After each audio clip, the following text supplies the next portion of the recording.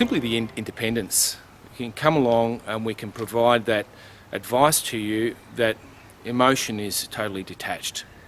And I think that is a really important decision, because people that tend to let their hearts rule when they're buying a house or buying an investment property. And so by giving that responsibility to somebody completely independent who can research the market on your behalf, get information that is not readily available to the general public. So we can look at the sales history of that particular property, we'll look at all the sales that have occurred, bundle all that up into a report to you, that then you can go into the marketplace with confidence and buy or sell a property. Well, we must be accurate. It underpins everything we do.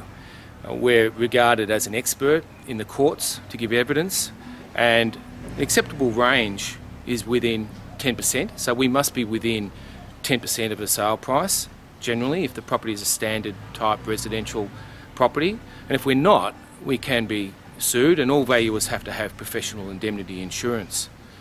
So we definitely need to be accurate, and valuation is a profession that we have to do a Bachelor of Business degree. We then have to have 2 years training under a supervised certified practicing valuer.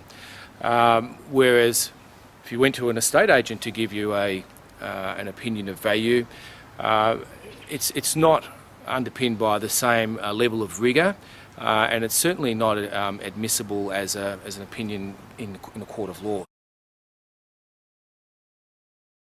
Well, I really regard property development as something more for an experienced investor or person to get involved with, because it is a specialist assignment for a valuer. What the valuer does through that process is, one, needs to establish what the underlying site value or land value is, with or without those permits. They then have to assess what the units, if you're building units in a development sense, what those units are going to sell for in the future, completed, hypothetically. The valuer will then have to take off agents' commissions, a whole lot of statutory charges, stamp duty, and deduct, assess what a developer's profit and risk should be in that development project, and then also check all of the construction costs, and to make sure the construction costs are aligned with the general marketplace. And then, and so it is quite a complex assignment, but it's certainly very worthwhile in getting a valuer to do that feasibility for you, because they are an expert. Well, simply it's based on market facts, not sentiment, and valuers are bound by a code of ethics, and so we must be independent in this whole process, and we have to fully support the valuation that we put on by a set of comparable sales. So I like to say it's about comparing apples with apples.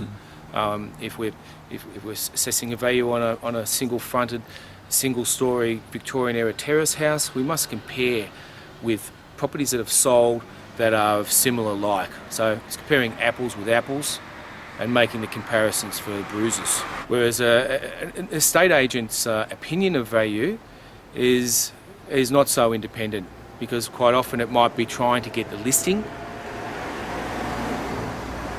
It might be trying to obtain a listing, and the same rigour is not involved in that process of determining. They're not trained as valuers, they're trained as estate agents, and there are significant differences about how we arrive at particular valuation.